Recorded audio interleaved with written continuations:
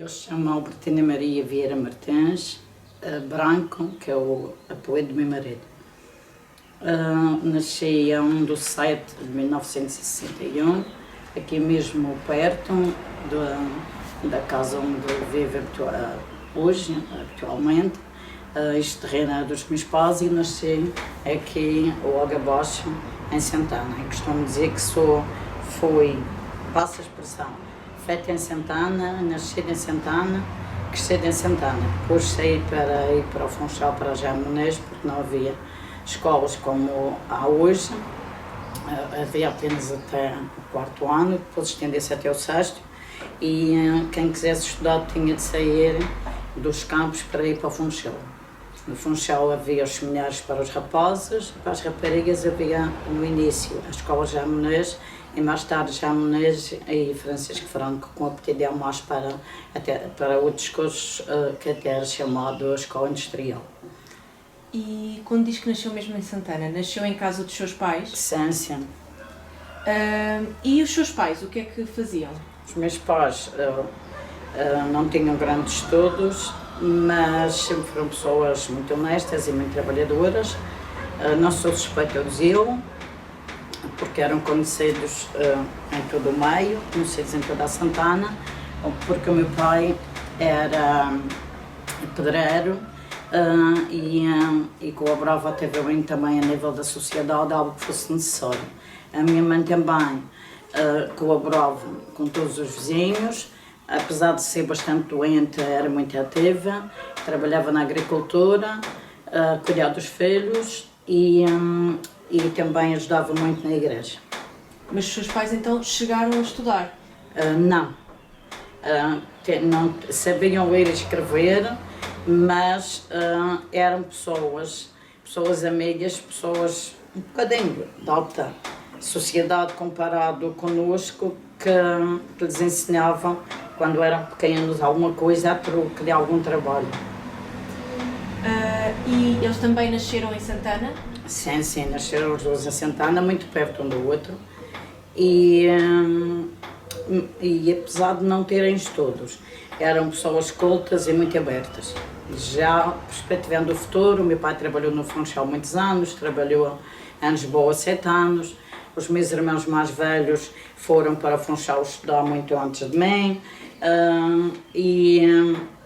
nas férias faziam intercâmbios com amigos, pessoas do seminário, padres, outras pessoas que vinham ter connosco à nossa casa. Os meus pais sempre receberam-se muito bem e sempre foram pessoas muito para a frente e muito abertas. Diz que o seu pai trabalhava no Funchal, mas na altura... No Funchal, nas obras do Porto, como carpinteiro, e a minha mãe vivia no Funchal com os meus irmãos. Na altura as raparigas ainda não tinham nascido. Então mudaram-se para o Funchal por causa do trabalho do seu pai? Por causa do trabalho, e depois mudaram-se para Santana porque a casa era pequena e a mãe do meu pai queria estar sempre com ele porque era o único filho homem. A minha avó ficou viúva muito cedo e o meu pai tinha 8 meses e tinha algumas irmãs pequeninas. O meu pai tinha 8 meses e havia ainda uma por nascer. Mas o meu pai era o único rapaz e a mãe via nele talvez a figura masculina que perdeu o marido. E andava muito agarrado ao meu pai e o meu pai não tinha espaço na casa onde estava e decidiu voltar para Santana. E a sua avó chegou a viver convosco ou morava perto? Não, ela insistiu em viver junto e o meu pai vendeu, deixou alguns sítios que tinha, podia ter vivido no Funchal, podia ter vivido em Lisboa, ainda fui à França 2 anos e meio, mas o tempo era muito frio. A temperatura era muito fria para quem trabalhava nas obras.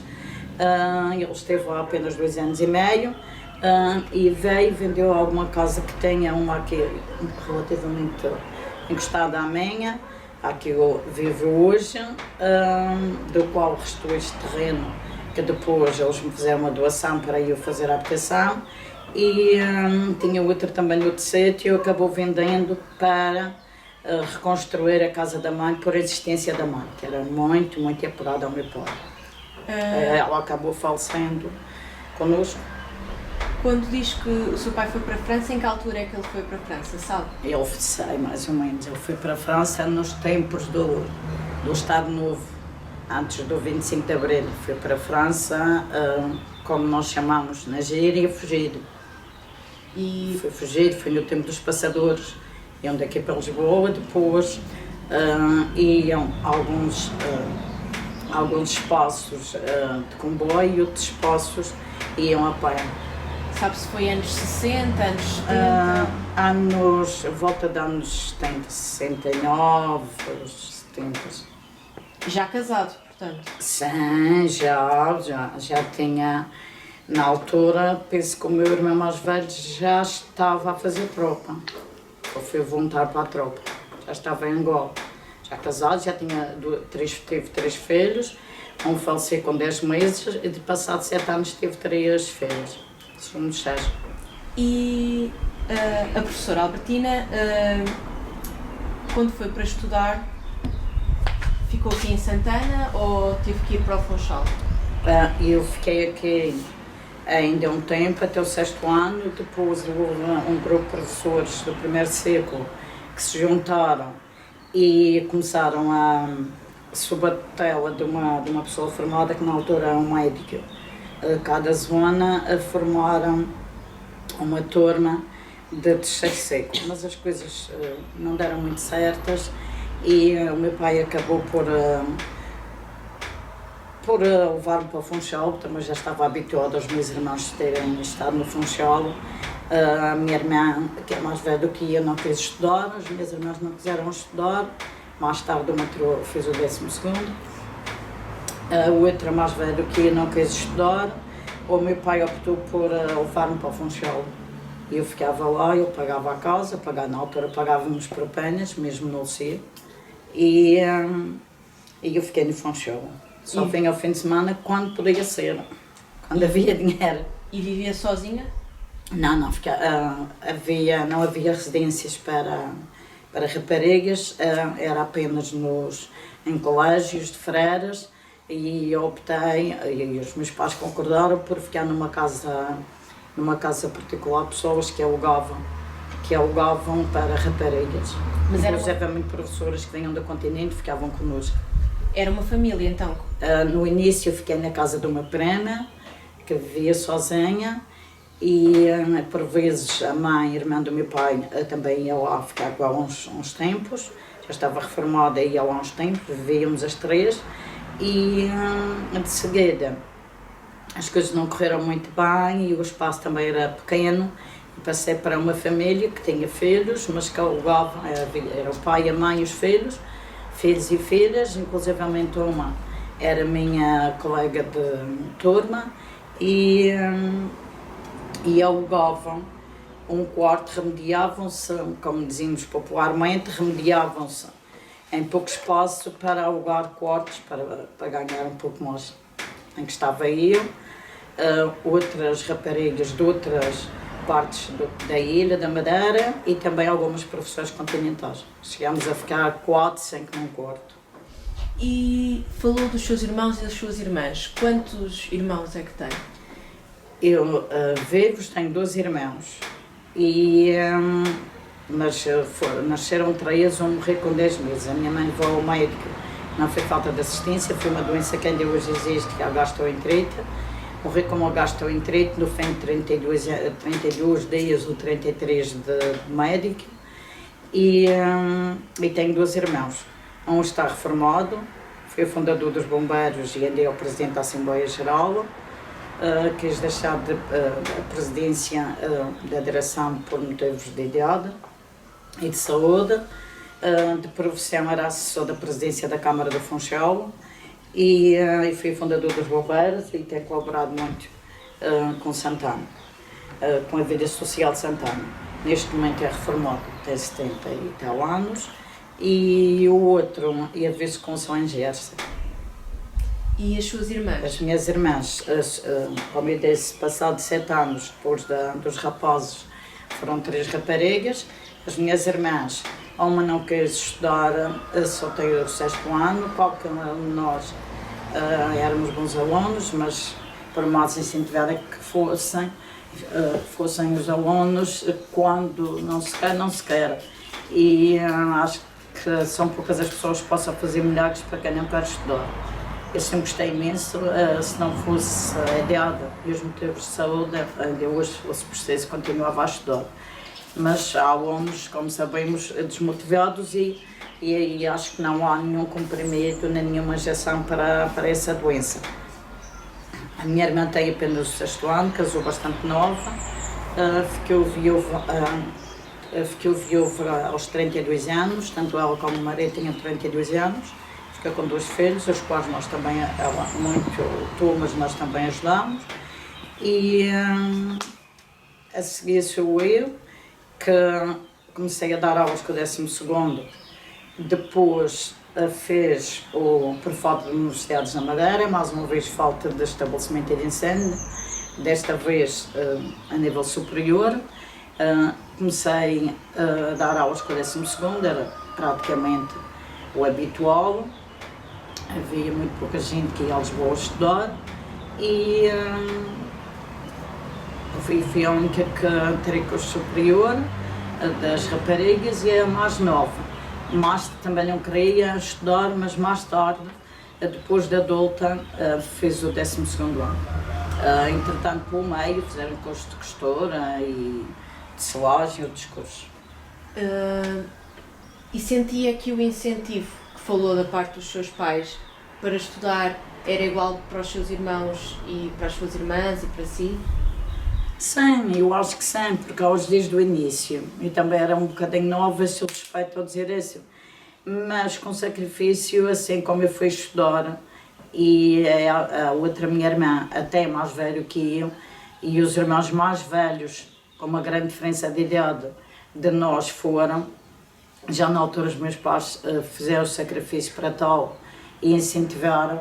Quando a mais nova nasceu, o mais velho já estava no 11º ano, o antigo 7º ano do liceu, que hoje chamamos 11º, já os meus pais já os motivaram e, embora isso seja suspeito por falar, mas acho que sim, que os meus pais se incentivaram, mas eles mesmo no primeiro século já diziam que não gostavam de estudar, que eram boas alunas porque tinham capacidade para isso, mas já manifestavam o pouco gosto para continuar estudos.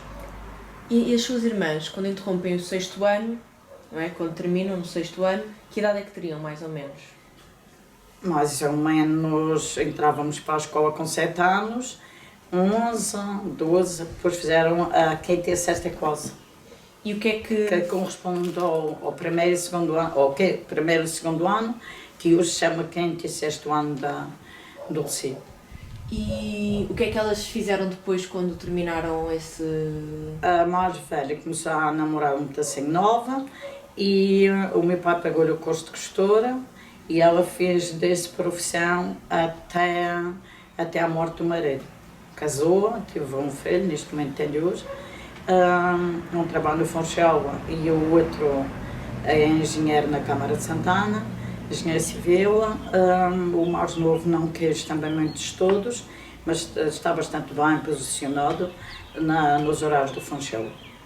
E esses cursos? E ela tirou o curso de costura e era a profissão dela.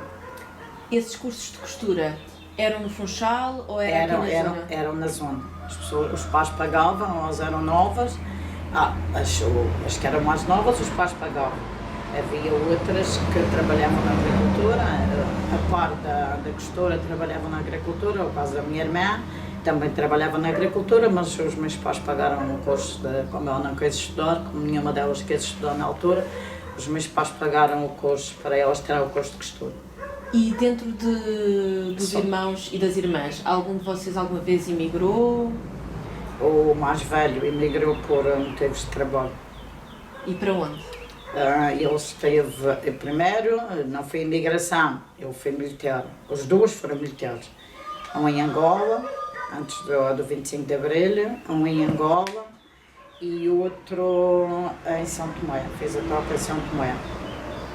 Esteve em Angola, as coisas correram mal, perto de acabar a fase da tropa, arrebentou uma mina no carro que eu ia e ele esteve fez praticamente o dobro da tropa do que devia fazer, esteve internado no hospital e mais tarde veio, depois de ficar melhor, embora ficasse com sequelas, veio para, já tinha trabalhado na Madeira, veio para Portugal e foi para o que escandaliza muita gente, mas que na altura era uma profissão igual às outras. Ele foi para a PED.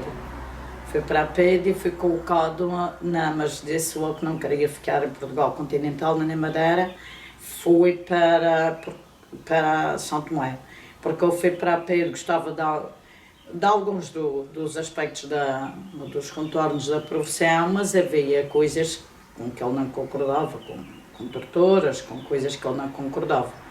E então quis ir para uma zona mais calma e pediu e fui para São Tomé. Sabe qual era a função dele dentro da PIDE? Era inspetora, salvo erro. E... Nós éramos novas na altura. E sabe mais ou menos em que ano é que ele começa a trabalhar? Ele começou a trabalhar antes do 25 de Abril, depois foi antes do 25 de Abril, na década de 60 e muitos, e depois, quando se deu o 25 de Abril, ele já tinha passado, por motivos de trabalho para ordens superiores, ele tinha passado de São Tomé para Angola. Tem um filho que nasceu em São Tomé, tem outro que nasceu em Angola, que neste momento, por ironia do destino, também já está a trabalhar. E quando se deu o 25 de Abril, eu estava em Angola. Muitos, inclusivamente um vizinho meu, veio, que estava, salvo erro, na Guiné, veio do país onde estava, como disse, na Guiné, veio para Caxias, para Lisboa, a Associação de Caxias, que ainda hoje eu conhecer, a prisão de Caxias. Muitos dos antigos, não, eles eram funcionários do Estado, ao fim e ao cabo. Havia uns soldados, que havia soldados, outros inspetores, tinham as categorias tipo a tropa. E muitos tiveram de ser reavaliados ou avaliados por aquilo que tinham feito. E conforme foi feita uma avaliação ao percurso de cada um, e foi pedido um registro criminal. Eu lembro-me perfeitamente dos meus pais mandarem irem à Câmara tirar um registro criminal do meu irmão. E tanto em São Tomé como em Angola, como aqui na Madeira, ele não tinha crimes nenhuns. Aliás, ele nunca tinha estado na PED aqui na Madeira. Aqueles que eles não encontraram crimes, foram abertos inquéritos, foram feitos diversos procedimentos, e aqueles que eles não encontraram crimes, eles integraram nas Forças Armadas. O meu irmão foi integrado nas Forças Armadas, como neste momento ele é tenente, na altura foi integrado nas Forças Armadas como alferes, com a categoria que ele tinha saído. Depois, mais tarde, é que foi promovido a tenente. Mas no Exército? Sim. Aqueles que eles não encontraram motivos para trazer para Portugal e para prender. Então, integraram-nos no Exército. Então ele nunca esteve preso no pós-militar? Não. Nunca esteve preso. O que lhe aconteceu foi, como depois todos sabemos, não foi fácil nas ex-colónias a vida para os portugueses, nem militares, nem mesmo aqueles que não exerciam cargo algum, que lá estavam, inclusivamente um padrinho meu, o esposo da minha madrinha do Cresma, que ela era professora e ele trabalhava na agricultura, ficou lá quando fez a tropa e foi morto. quando o meu irmão viu que havia muita confusão, não foi o exército que o obrigou a sair, ele próprio pegou a minha cunhada é professora, ele pegou na mulher e nos filhos, que eram bebés, e foi, através de amigos, foi de carro para a África do Sul. Esteve na África do Sul, concluiu o curso de gestão de empresas e depois, passado tempo, veio para a Madeira. A mulher veio primeiro com os filhos, ele veio cá visitá-los e viu que era melhor ficar cá. Ficou 2 ou 3 meses sem trabalho. Passado 2, 3 meses, recebeu diversas ofertas para trabalho. E nunca mais voltou, porque a nossa família não é família com muito instinto de imigração. O meu pai, por acaso, arriscou, mas foi pouco tempo e não somos pessoas com instinto de imigração. E quando é que o seu irmão volta para a Madeira? Sabe mais ou menos o ano? É uma questão de refletir o eu tenho. Eu acabei o liceu em 1980, foi no ano que comecei a trabalhar, e ele já estava a trabalhar no Funchal nesse ano. Ele veio mais ou menos em 1978, ela veio em 76, 77, ele veio mais ou menos, ela trabalhou cá em Santana e vivia na casa dos meus pais. E depois ele veio mais ou menos em 79, 80. Foi aí que eu estava no Funchal ainda a estudar e foi aí que eu comecei a ver mais vezes. Ele ainda esteve em Santana há um tempo até arranjar o trabalho e a mulher era professora cá. E depois, quando foram para o Funchal, foi quando eu comecei a ver mais vezes a Santana, porque venho no carro do meu irmão todos os fins de semana. E tendo em conta o papel que o seu irmão tinha desempenhado, não é? Com o PIDE, mesmo que fosse nas ex-colónias, como é que foi depois a recepção dele, não é? E o regresso dele no meio, Santana? Como é que ele se integrou? Havia sempre, assim, um bocadinho de estigma, mas ele integrou-se muito bem porque, modéstia à parte, somos pessoas muito comunicativas e muito interventivas na sociedade. E no início, enquanto as pessoas não viram, e porque este é um meio pequeno e o meu vizinho estava preso, as pessoas, e o meu vizinho era de pessoas influentes e tinha filho de um senhor que tinha uma mercearia onde se reuniam muitas pessoas daqui de Santana. Não havia muitos entretenimentos, reuniam-se à porta fechada porque até isso era proibido. Reuniam-se à porta fechada a jogar às cartas ou à besca, como nós chamamos, e muitas pessoas diziam, tu dizes, dizia o meu pai, tu dizes que o teu filho não está preso, mas o do senhor Silva está, o Leodoro está, o teu também está, e estão muitos presos, e enquanto não viram o meu irmão, achavam que ele estava preso. Algumas pessoas, algumas acreditavam em nós.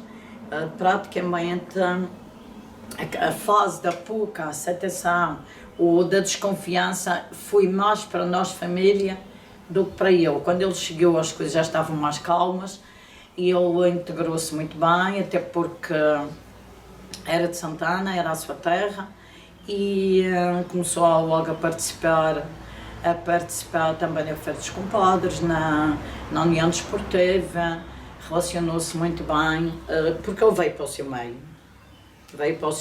E, embora uma pessoa ou outra dissesse ainda hoje, não esqueça, e nós também nunca o negamos, porque na altura eram pessoas com uma certa posição, não era toda a gente que pudesse aceder a ser da PIDE, e as pessoas, embora um outro diga, já foi da PIDE, mas eu dizia por dizer, nunca sofremos assim grande, ouvíamos passa a expressão, uma boca ou outra, mas nunca nada de especial, e quando ele veio, então confirmou-se que afinal ele tinha vindo da África do Sul, e quando arranjou o trabalho tinha saído daqui com o 11º e que depois já tinha o curso superior, e as pessoas aceitaram com bastante normalidade, e a mulher também foi muito bem aceita como professora. Já tinha sido professora cá, por curiosidade, fui a minha professora do primeiro ano. Eu entrei para a escola, entrávamos com 7 anos e dava-nos muito tempo para aprender. Entrei com 7 e havia a possibilidade de fazer dois anos não, e eu fiz o terceiro e o quarto ano no mesmo ano, e a minha irmã mais nova fez o primeiro e o segundo. A mais velha não fiz em dois porque era na escola das irmãs, e elas eram mais conservadoras. E eu entrei em 68, com 7 anos, e com 9 anos já tinha o quarto ano, porque eu fazia 10 anos em julho. Quando falou há pouco da questão da PIDE, não é? Permitir ter um estatuto que nem toda a gente podia ter. Acha que, pelo menos aqui na zona, e como falou de vários casos, que a entrada na PIDE podia ser vista como uma forma também de ascensão social e de melhoramento de vida? Por quem era vista sob vários prismas. Quem talvez tivesse sofrido bastante não achava bem. Outros achavam, inclusivamente tínhamos passado em casa, quase o meu pai, que tinha ido fugido com medo da PIDE. Mas isso não fez com que eu contrariasse o meu irmão.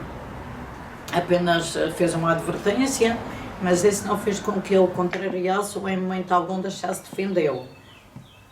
Era visto sob vários prismas. Para uns, era de facto uma questão social.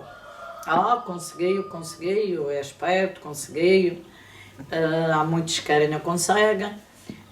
Ele já tinha feito a vida militar, já tinha cumprido os seus deveres todos, era uma pessoa afoita. Na altura a maior idade era aos 21 anos. O meu pai, mas quem quisesse, chamávamos emancipação, o meu pai e a minha mãe foram assinar porque ele quis ir para a tropa com 18 anos, e era visto de facto com um certo estatuto. Se bem, como eu disse, por quem tinha sofrido na pele, o que alguns espelhos faziam, mas o próprio exército, e acho que todas as forças policiais, sejam elas de que ramo for, ou em todas existem pessoas que abusam mais dos outros que os rodeiam. Não é só na PIDE, ainda hoje nós vermos, morrem soldados na instrução. Em pleno 2023-24, morrem soldados na instrução e nunca vemos, são inquéritos e mais inquéritos, e nunca vemos a saber se foi doença natural, se foi. E eu penso que o meu irmão sempre teve cargo de chefia, e eu penso que as chefias são importantes e que a parte humana conta muito. Falou do seu pai, de ter fugido à PIDE. Não foi à PIDE, era o sistema de então. Mas ele... o sistema que se centralizava na PIDE, mas tinham outros meios para penalizar as pessoas. O que os nossos governantes não queriam era que as pessoas saíssem, sobretudo os homens, que saíssem de Portugal. Não o caso do meu pai, porque o meu pai já tinha estado na tropa, já tinha feito tropa. Inclusivamente fiz tropa na Segunda Guerra Mundial. Fiz tropa aqui em Santana, fiz no Porta Cruz. Tínhamos um quartel aqui bem perto, onde, mesmo perto da casa dele, onde a minha mãe vivia, ainda lá está o fontanário em que elas vinham à fonte, e os soldados punham-se lá sentados com as pernas penduradas para chateá-las, lhes bater com as pernas na cabeça quando elas vinham à fonte. Foi uma fonte mandada a fazer pelo Estado Novo, na altura em que se fizeram alguns fontanários e algumas escolas para outros campos.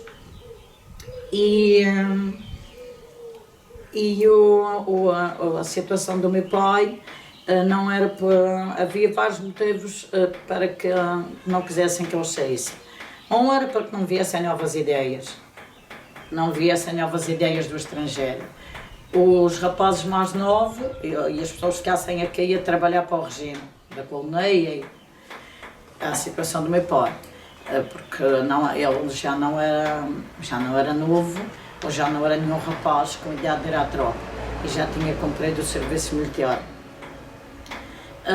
Os rapazes mais novos, o regime não queria que eles saíssem para quando precisasse deles, tê-los ao serviço. Então o seu pai nunca esteve sinalizado ou associado a algum tipo de grupo de... Não.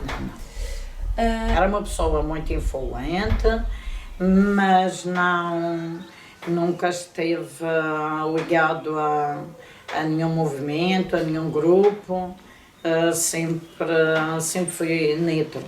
Embora fosse uma pessoa muito bem vista, e eu lembro-me que talvez não fosse o vosso tempo, e penso que não, porque os colegas mais novos, quando eu conto estas coisas, admiram-se, e também digo porque gosto de saber das minhas raízes, eu gosto de saber coisas sobre o meu país, como uma canção deles, e lembro do 25 de Abril, como que fosse hoje.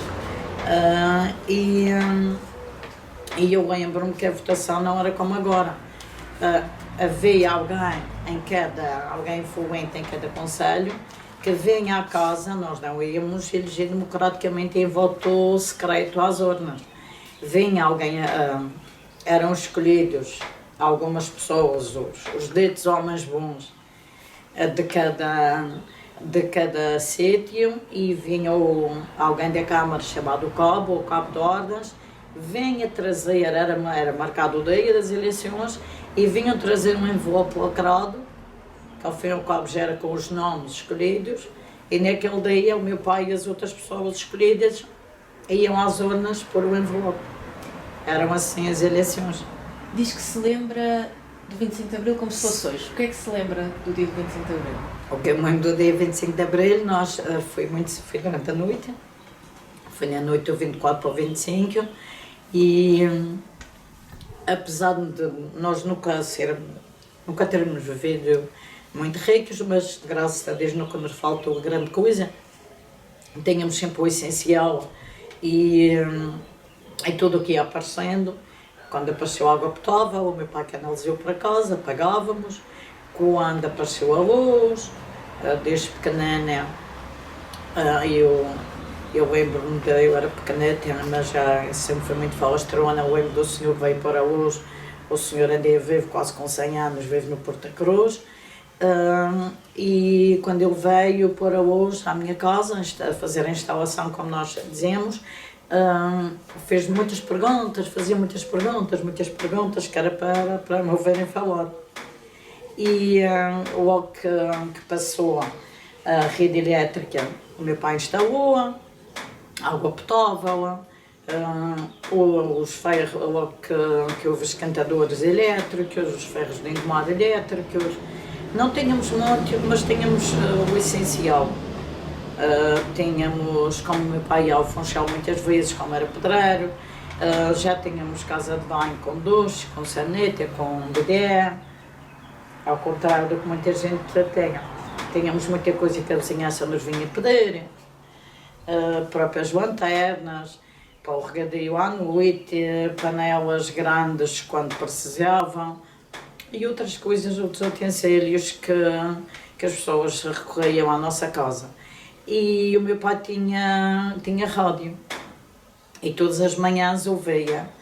Lembro-me que dava um programa relacionado com a agricultura, porque a parte de ser pedreiro também era agricultura, e o meu pai todas as manhãs, a partir das 6 da manhã, já punha o rádio a tocar. Era uma pessoa que se levantava bastante cedo, punha o rádio a tocar, e lembro-me que nessa noite começamos a ouvir o tipo noticiário, pararam todos os programas, nenhum programa dos outros foi efetuado, e começámos a ouvir a música da Grândola e as músicas do 25 de Abril.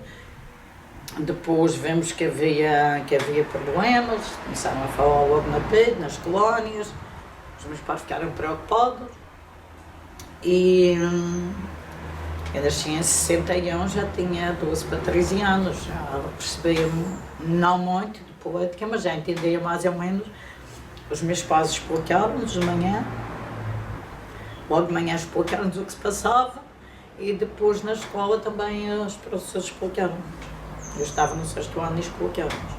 E que ideia é que ficou? Estava no 6º por não haver escolas, porque eu fiz o 4º ano com 9 anos a fazer 10. E que ideia é que ficou, ou seja, nesse primeiro momento, não é, em que só ouvem na rádio, que há uma alteração, que ideia é que ficou? A primeira, às 6 da manhã, uma adolescente com 13 anos, a minha irmã, eu tinha 13, ela já tinha, eu ia fazer 13, ela tem mais 3 anos, já com 16, a outra era mais pequenina, tem menos 4 anos do que eu. À primeira, enquanto os nossos pais não nos explicaram, víamos que havia algo de diferente, mas não associámos logo, que era uma mudança radical no regime. Depois dos nossos pais nos explicaram e de nos explicarem na escola, então aí compreendemos minimamente o que se passava, não com a percepção que tem hoje. E como é que sente que foi a recepção aqui na zona de Santana? Foi muito assim calma, foi como costumamos dizer, está feito está remediado está.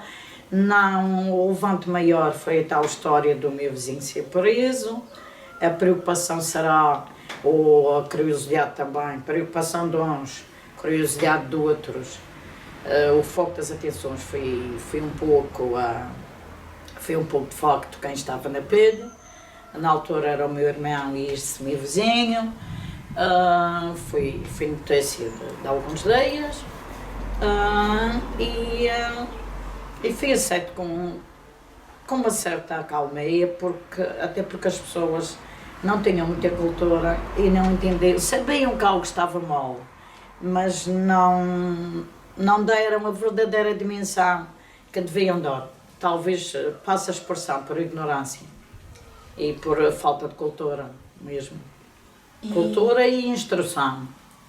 E sente que depois, no ano seguinte, quando se dão as primeiras eleições, sente que aqui na zona houve uma grande afluência, uma grande movimentação, a nível de campanha? Sim, houve, mas também temos de dizer uma coisa. As pessoas, tudo o que venha para bem,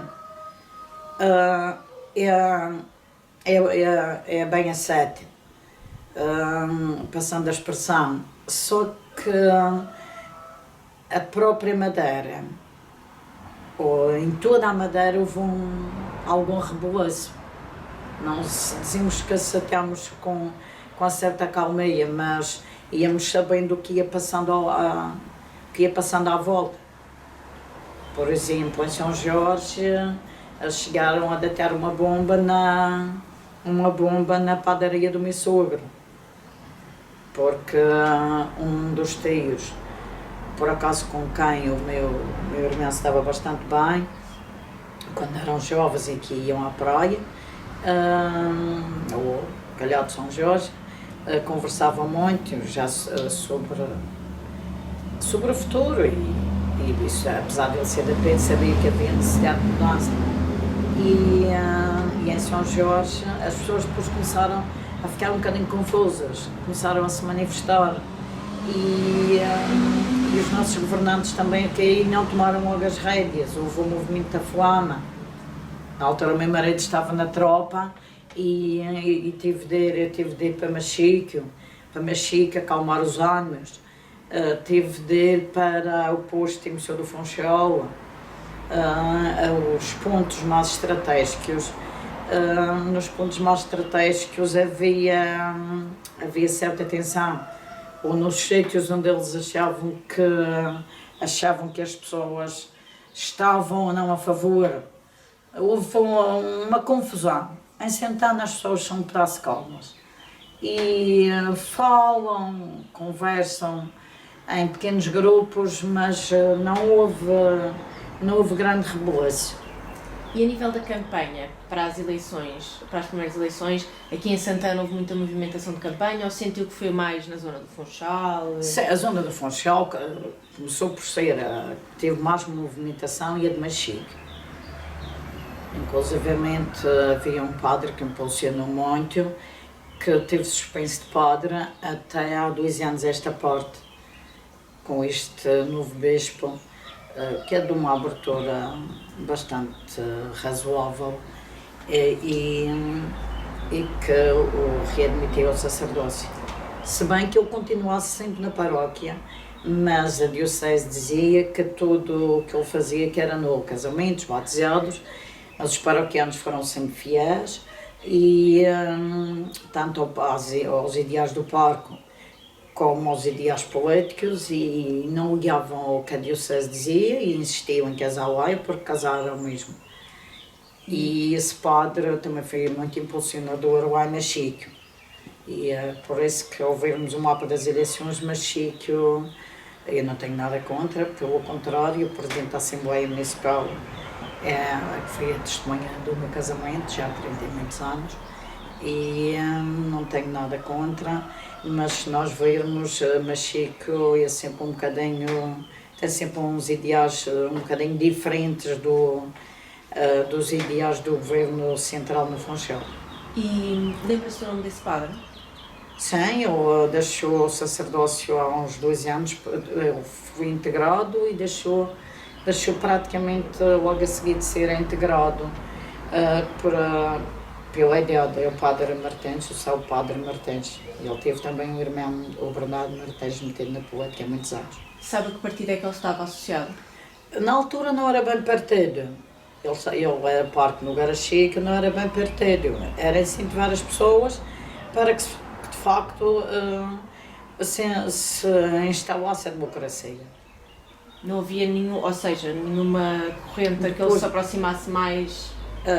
Era mais uma ideologia mais PS e ideologia de esquerda.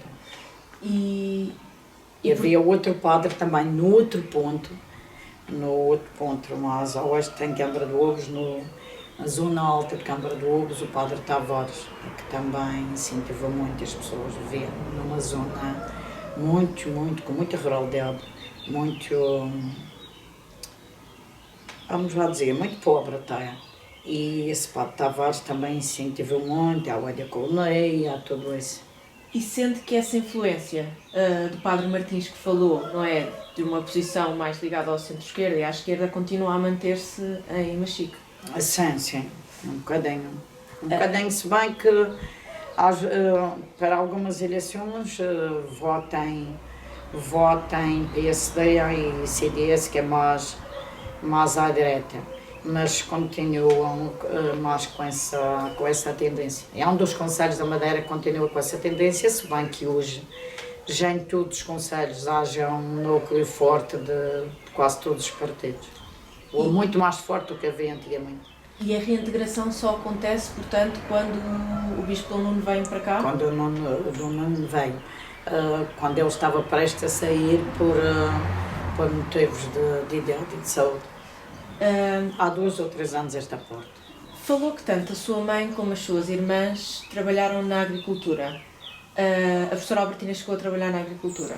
Eu sempre fui muito doente desde pequena e os meus pais poupavam por isso. Eu também fui para a Funchal estudar. Mas por ironia do destino, eu sou a que mais gosta da agricultura. E era numa propriedade vossa ou era fora? Eu não trabalhei para ganhar, como as minhas irmãs. Nunca trabalhei para ganhar. Trabalhava, gostava de mexer. E também como era doente, e como fui para a Funchal estudar, fez-me uma pergunta se as propriedades eram nossas ou não. Tínhamos mistas, porque todas as famílias têm os seus percalços e, como eu disse, a minha avó ficou viúva relativamente nova, ou bastante nova, e não digo esbanjou, mas era uma pessoa de familiares terem muitos terrenos e ela acabou tendo de vender ou foi enganada também por muitas pessoas para poder sustentar os filhos. Da parte do meu pai, da parte da minha mãe, também eram pessoas que tinham bastante, mas eu tinha um tio e muitos terrenos e uma pequena padaria, mas eu tinha um tio que já na altura gostava de sempre houve aqueles meninos para a frente e tinha um tio que já na altura gostava de se pavonear com um carro. E fui andando e espatifei o dinheiro do meu avô e os terrenos quase todos para carros e depois fui para a Venezuela. Nós acabámos ficando com muito menos terrenos, tanto de um lado como do outro, e o meu pai comprou alguns e também tínhamos alguns que era o que nós chamamos de senhorio.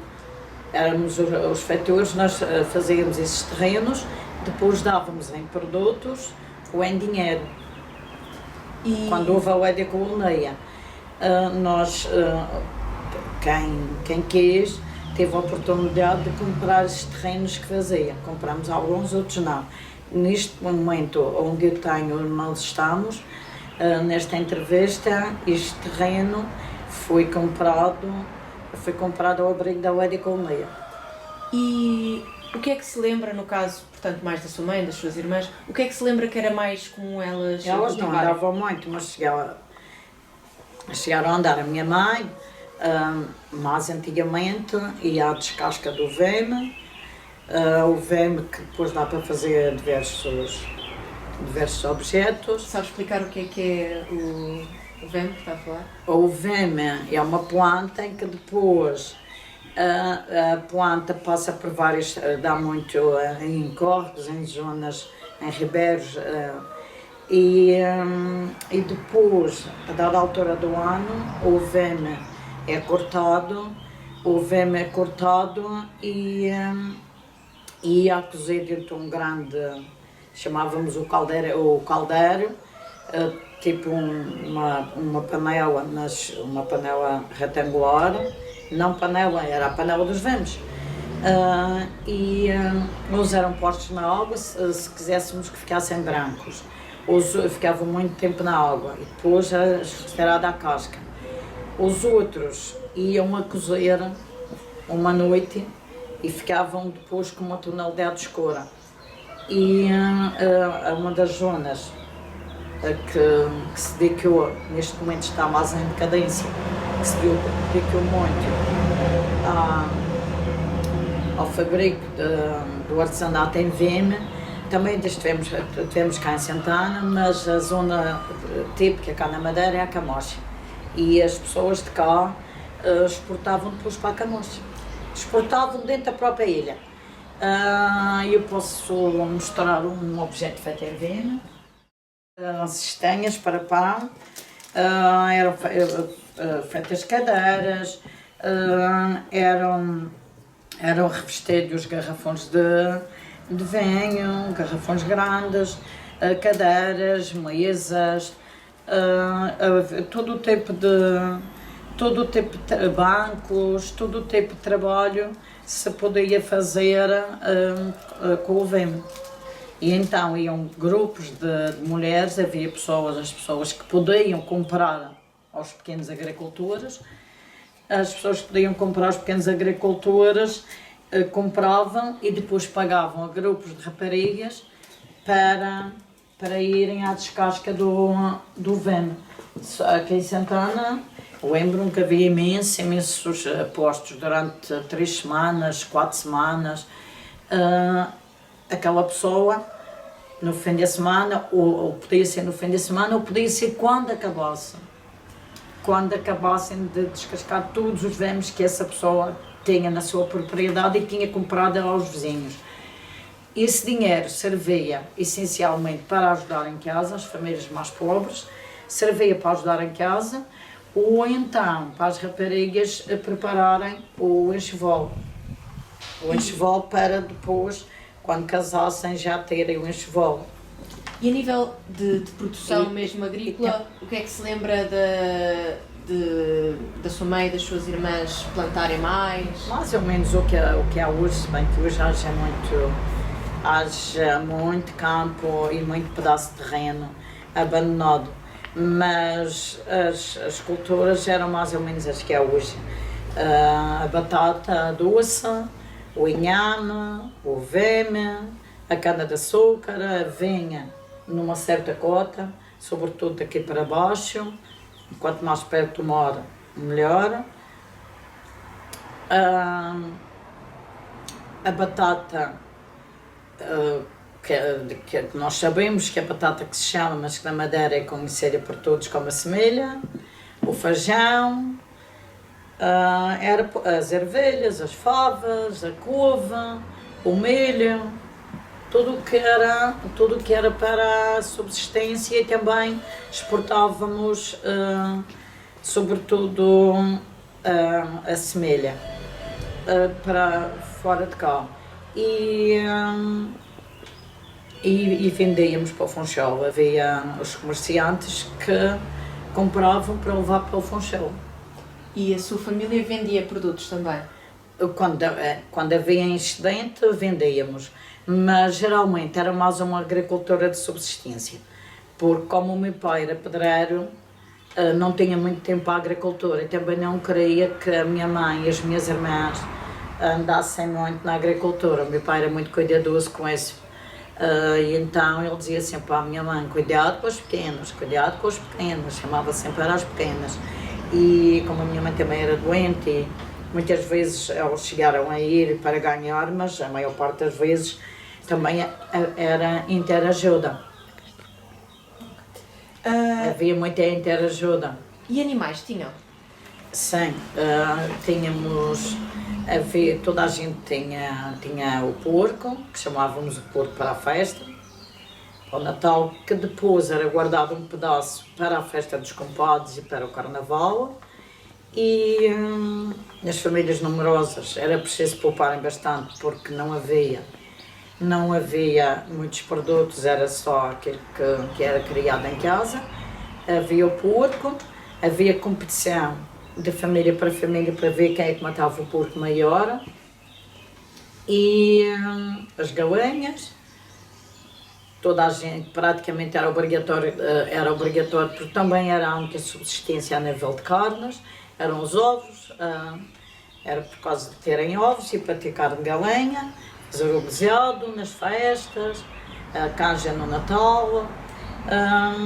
Era o porco, as galinhas, algumas pessoas tinham coelhos, outras tinham patos, mas muito poucas, e uma grande fonte de rendimento eram as vacas. Eram as vacas que não eram no pasto como nos Açores, eram em pequenos estábulos, que ainda temos ali um exemplo de um bastante velhinho, chamado palheiro, que eram de como antigamente e depois passaram a maior parte a ser de zinco, chapa de zinco. E eram as vacas, sobretudo as vacas leiteiras. Também havia pessoas, o meu pai chegou a ter ovelhas. E vocês tinham alguma vaca leiteira?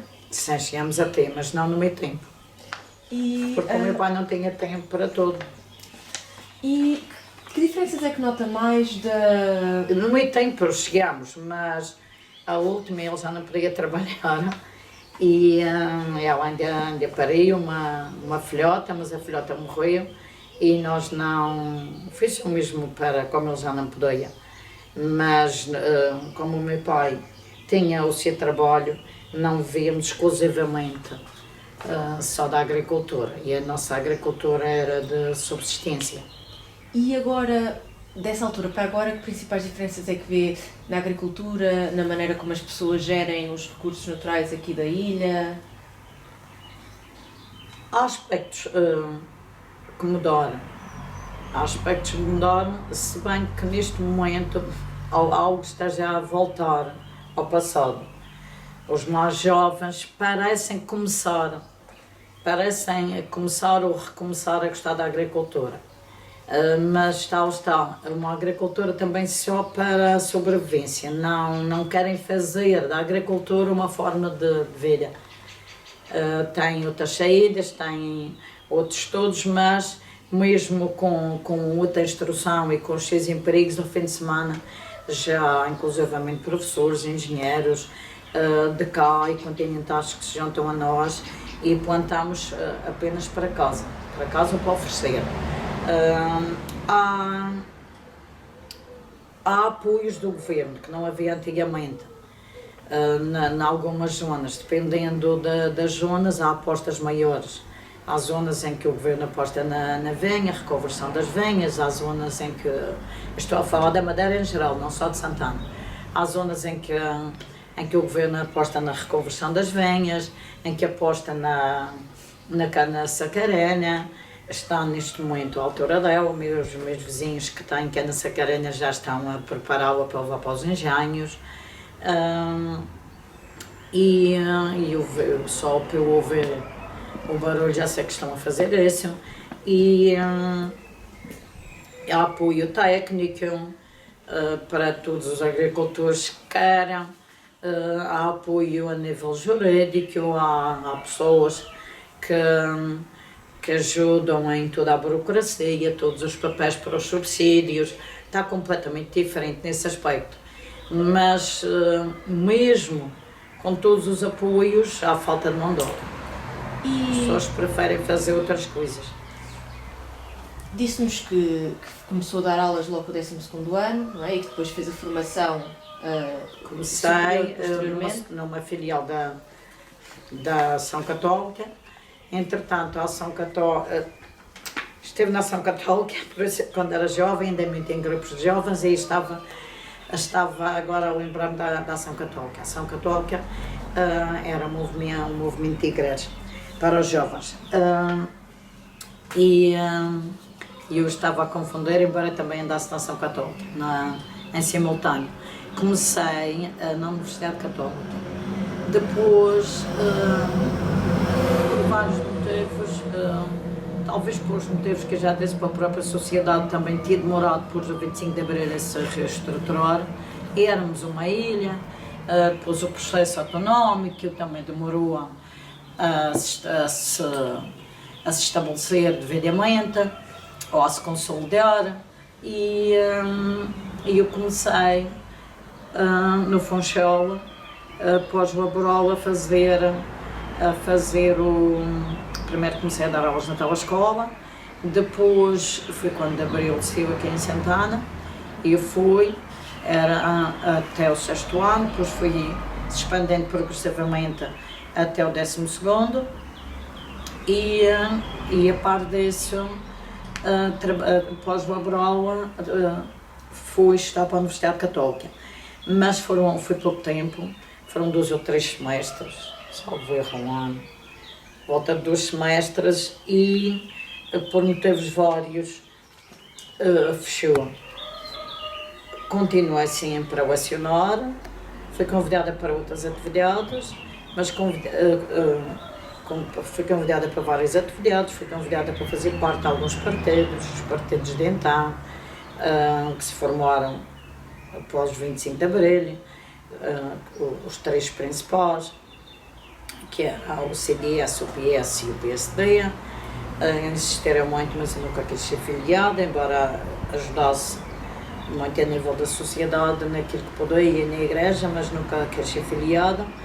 E continuo sempre a dar uma grande fatia daquilo que podia saber ao ensino. Mais tarde, então, voltou a abrir o curso de Ciências Religiosas, e eu então concluí e fiz a personalização. Lembra-se em que ano é que começou a ensinar? 1980. Faço este ano, para novembro, 44 anos. E que disciplinas é que foi dando ao longo da sua... Enquanto esteve na telescola, a telescola era um sistema que eram cassetes gravadas nos estúdios do Porto, e que vinham para as escolas do primeiro ciclo. As escolas cediam entre aspas, porque era todo ensino, cediam 2 salas e estava dividido. Então a escola estava dividida na parte de ciências, éramos para cada turma, éramos 4 professores, 2 para uma turma de 5º ano, 2 para uma turma de 6º. Até meio da tarde dávamos o de ciências, dava a parte de ciências, enquanto dependia do número de turmas que havia, enquanto o de ciências estava a dar ciências, nós estávamos noutra turma à tarde. a dar a parte antigamente chamávamos a parte humanísticas. E depois trocávamos na hora do lanche. Nessa altura eu sempre disse que queria dar a parte humanísticas, que era a minha formação, dava português, história, moral, essas disciplinas assim. Nós punhamos uma cassete, os alunos ouviam e tínhamos também uns cadernos de apoio. Os alunos ouviam durante 20 minutos o que chamávamos a missão, desligávamos a cassete e depois nós não éramos chamados professores, éramos chamados monitores. Os monitores exploravam, chamávamos mesmo a emissão e a exploração, durante meia hora, eram aulas de 50 minutos, durante 30 minutos explorávamos e preenchíamos, aplicávamos no caderno a matéria que tínhamos ouvido, fazíamos a avaliação dos alunos. E depois, quando fui para o liceu, comecei por ser diretora de turma, por dar português e moral, mas como havia muitos cursos em que os meus colegas podiam dar português, por uma questão mais prática, gosto imenso de dar português, mas por uma questão mais prática e para ficar efetivo mais rápido, acabei fazendo a profissionalização em moral e sou efetiva em moral. Ainda está a dar aulas? Eu dei aulas muitos anos, 30 e muitos anos, quase 40. Neste momento, à volta de 4, 5 anos, por motivos de saúde, eu levo relatórios médicos e fui a submeter às juntas médicas e não tenho turmas regulares. Estou ligada ao ensino na mesma, mas não tenho turmas regulares. Estive há algum tempo a apoiar os alunos numa sala de trabalho, chamada Sala de Apoio ao Trabalho, e para onde iam canalizados os alunos também que se portavam menos bem, que estavam muito desmotivados, e eu estava lá e na biblioteca. Depois, como também iam lá para muitas turmas, o que nós chamamos aulas de substituição, quando falta algum colega, e um dos meus problemas é a voz, e então já estava a ser bastante cansativo e eu disse, falei com a direção e expus a situação e disse, eu acabo tendo mais turmas numa semana do que tinha se estivesse nas turmas regulares, porque pela idade e pelo tempo para as reduções eu tenho apenas só 16 horas neste momento. E deram-me neste ano neste presente ano viram que estava a ser muito cansativo para mim, tinha deixado as turmas regulares e estar a fazer o trabalho com turmas constantemente, noutros moldes, mas que tinha alunos constantemente, e então neste ano e também por sugestão da junta médica, continuo com alunos, foi o que eu sempre pedi, continuar com alunos, mas já em pequenos grupos, e sugeriram-me ficar numa sala, porque sabe que não devia ser eu a fazer este julgamento, mas a direção, e também já lá esteve, foi uma experiência. A direção conhece-me bem e sabe que tenho bom relacionamento com os alunos. Eu costumo dizer que quanto mais anos de serviço tenho, mais paciência tenho. Em vez de ser ao contrário, estou cansada. Acho que os professores deveriam ter a oportunidade de, se quisessem, mais cedo para a reforma, mas infelizmente os nossos governantes não pensam do mesmo modo.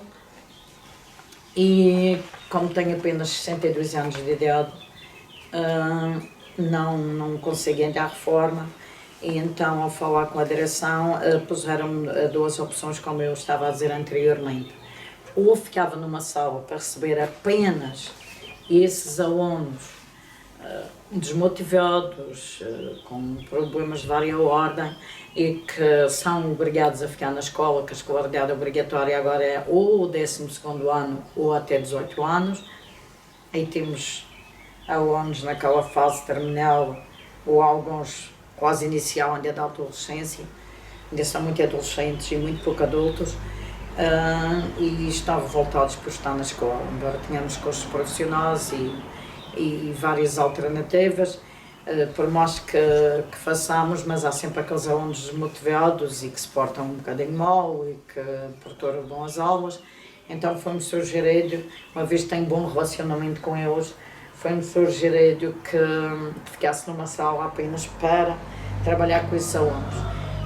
E a outra sugestão foi uma sugestão que vinha sendo falada há muito tempo, os alunos da educação especial, especificamente com dificuldades psicomotoras e dificuldades de várias espécies e cognitivas.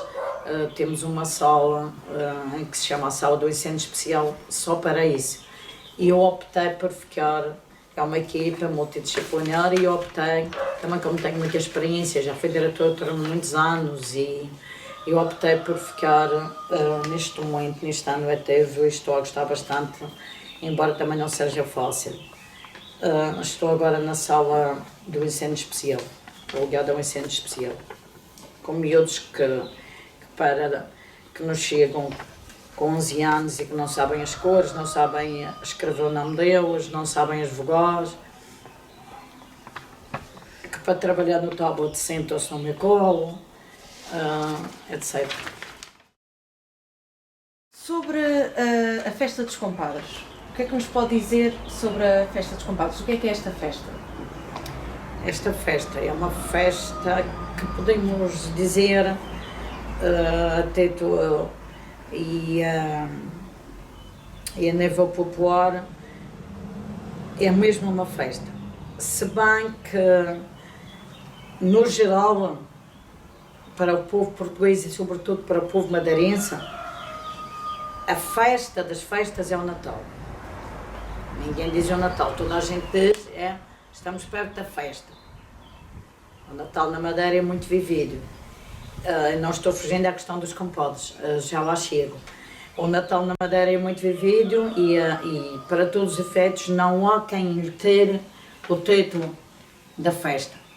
É o porquinho para a festa, era o galo capão para a festa, não sei se sabem o que é o galo capão. Não, diga-nos o que é que... O galo capão era toda a gente, como falámos anteriormente, tinha os seus animaizinhos de estimação e comprava apenas um pedacinho de carne de vaca de tempos a tempos. E então, entre os galos, era escolhido, havia galos e galinhas, como sabemos, e era escolhido um galo que nós dizemos vulgarmente era capado. Era capado, o capar é ao fazer com que ele depois não conseguisse andar atrás das galinhas. E uma vez que ele não perdia tempo a andar atrás das galinhas, engordava muito mais que os outros. Entretinha-se apenas a comer, porque já não tinha vícios. Entretinha-se apenas a comer. Então chamamos o capão. Era o capão, e há pessoas que ainda hoje fazem isso. Faziam mesmo em casa, com uma agulha, uma lenha, uns desinfetavam, outros não. E aquilo era tudo ao monte e fé em Deus, tudo ao molho e fé em Deus. E eles geralmente escapavam sempre, engordavam, porque, como eu disse, em vez de andarem entretidos atrás das galinhas, ocupavam-se apenas a comer. E quando chegava o Natal, tinha o capão. E era tudo para a festa, fazíamos broas, fazíamos bolos. Não há quem ter da designação popular o título de festa ao Natal. Embora também saibamos que muitas pessoas podem não sabê-lo, mas saibamos que a nível da igreja a festa mais importante, ou o significado mais importante Não é o do Natal, é o da Páscoa. A Páscoa é que é a festa mais relevante, embora para a maior parte das pessoas ainda seja o Natal.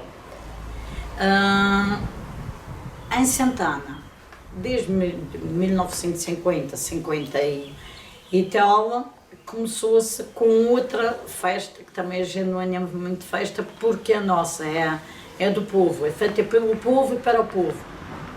Se bem que hoje, com um suporte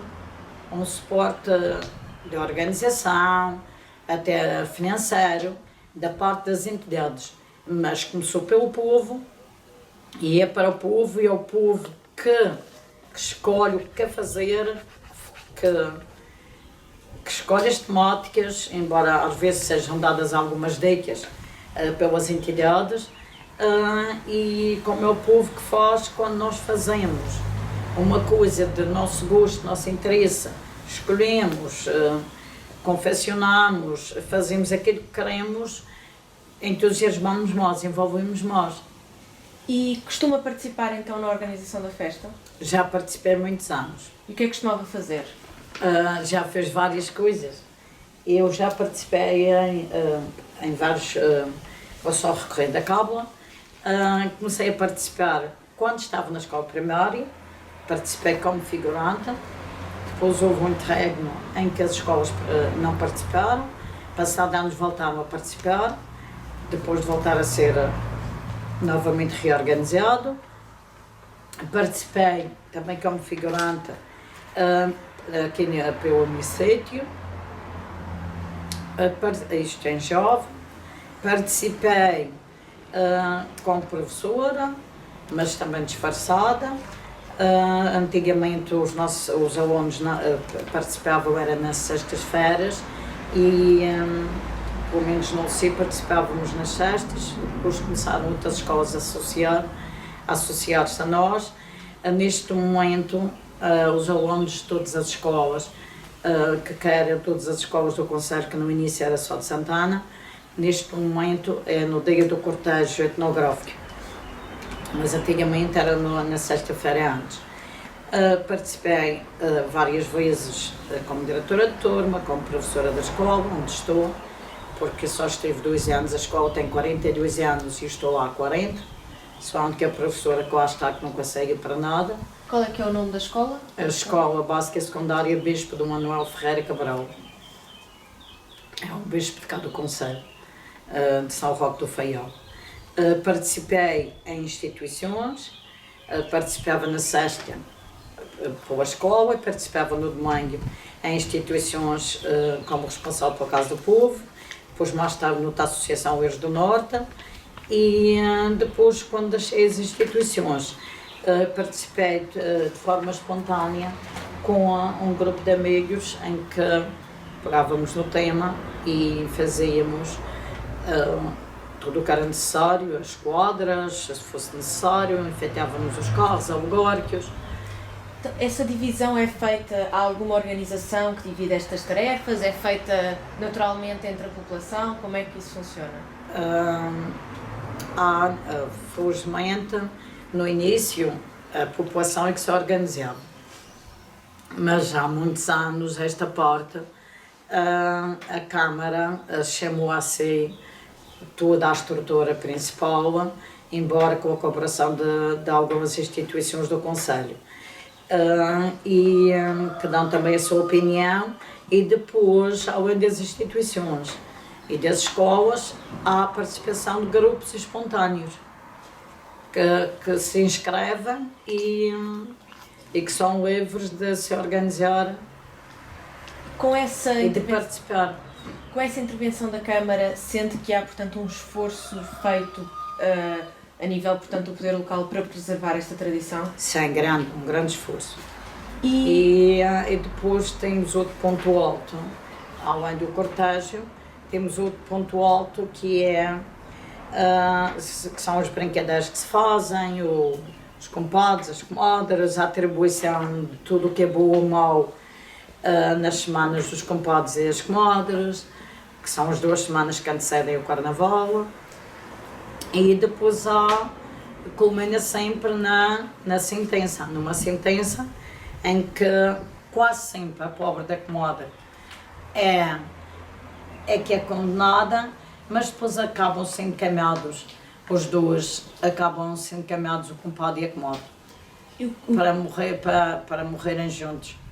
E como é que lhes explicaria o que é que são estas comadres e estes compadres? E fez parte também da sentença durante 7 anos. Fui a responsável pela sentença, que é no fim do cortejo, fui responsável pela sentença e pelo testamento, porque os compadres que vão morrer deixam sempre algo para os compadres que ficam, sobretudo para aquelas pessoas com mais influência, mais conhecidas no meio. E então, e fiz parte, durante 7 anos é que criei o guião para a sentença e para o testamento e em simultâneo também fazia peças de teatro para alegrar as pessoas. Que memórias é que tem da maneira como esta festa foi crescendo? Ou seja, lembra-se da primeira vez que foi? Que memórias é que tem associadas em família ou com as escolas a esta festa dos compadres? Assim mais marcantes? É tudo marcante. A euforia antes do verdadeiro dia, do dia da festa em si, que foi atraindo cada vez maior número de pessoas a Santana. Neste momento já podemos dizer que são melhores, porque é a primeira festa do ano.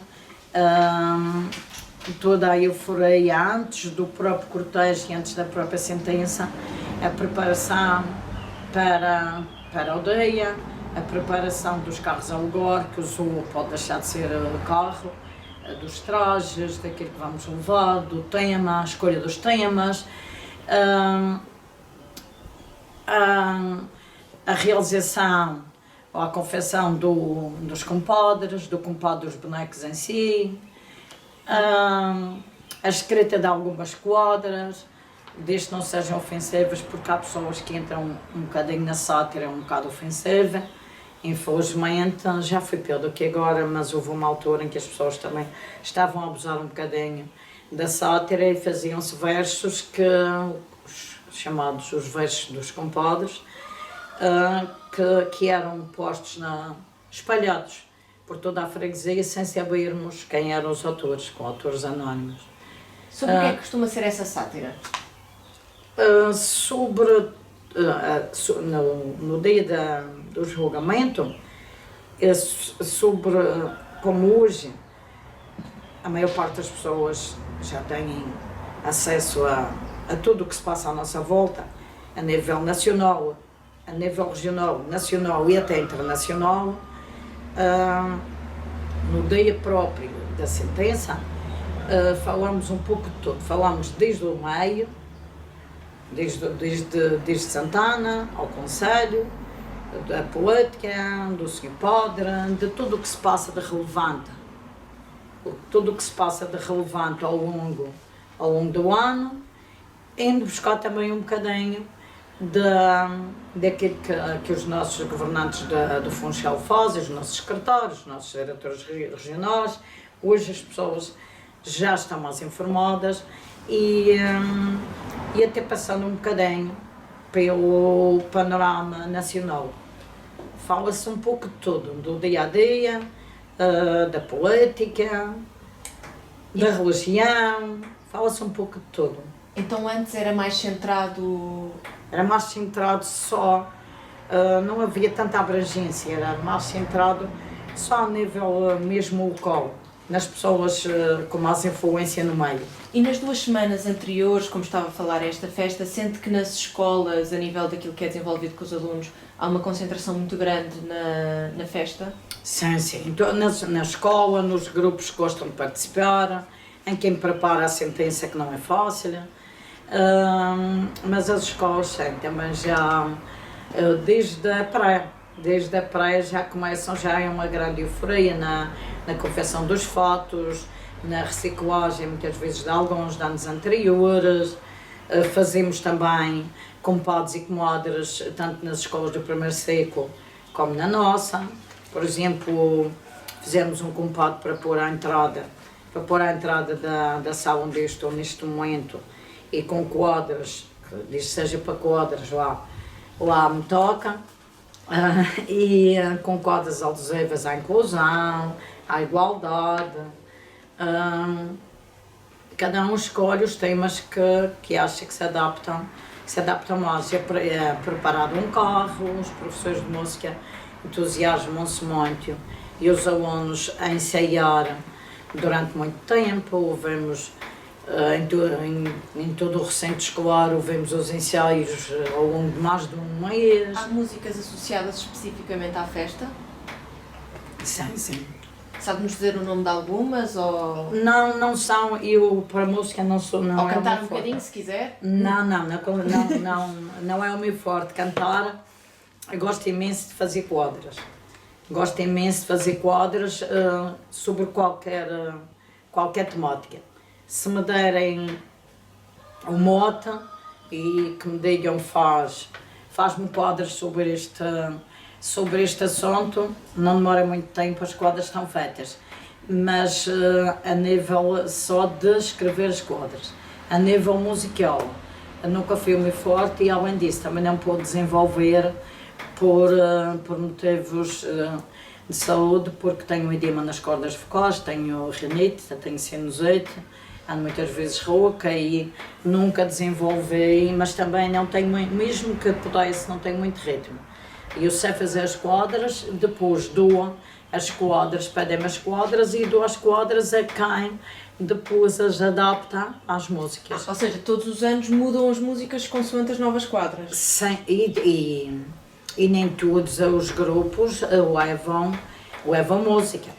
Aliás, porque as bandas de música, neste momento, as filharmónicas do Conselho, antigamente era só de Santana, e no ano de 1968, quando eu entrei pela primeira vez, foi a primeira vez que a Filharmónica de Santana e os grupos etnográficos e os alunos das escolas entraram.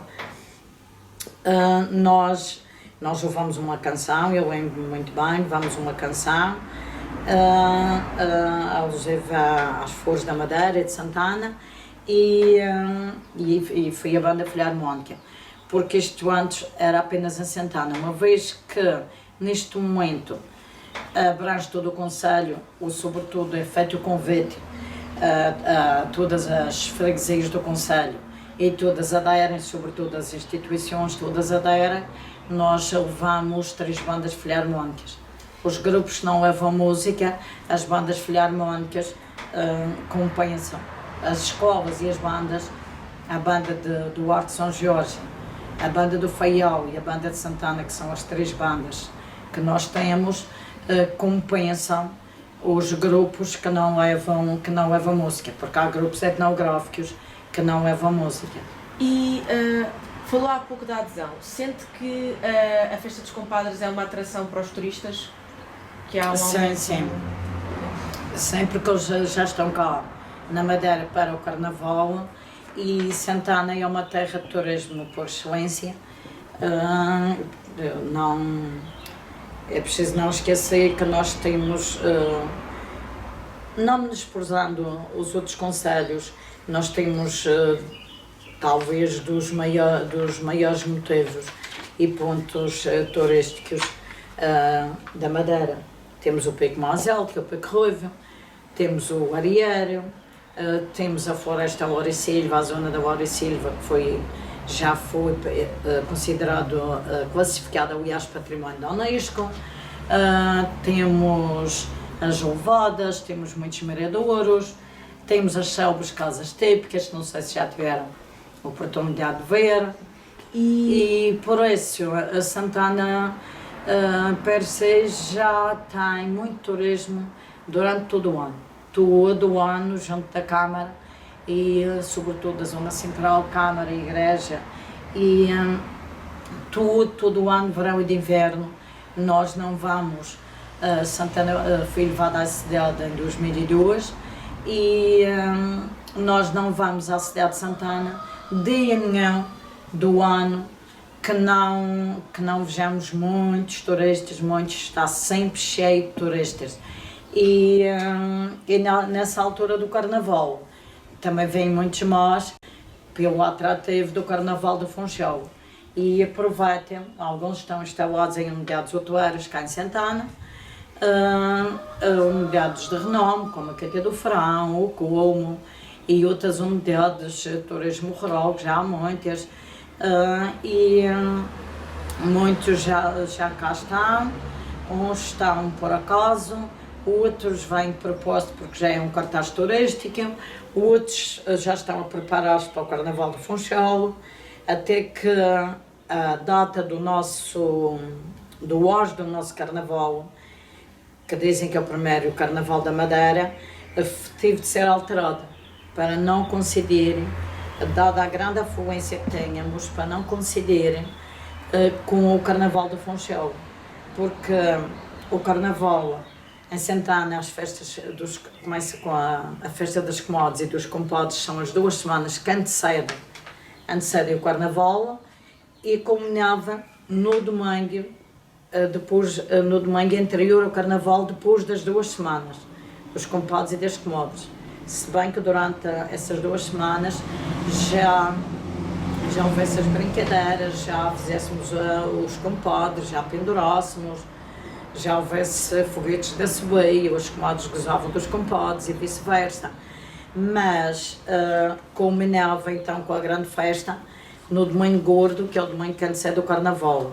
Neste momento tivemos de mudar a data, mudamos a data para o domingo entre as 2 semanas que antecedem o Carnaval, para não ser no Domingo Gordo, porque no Domingo Gordo e no sábado há no Funchal.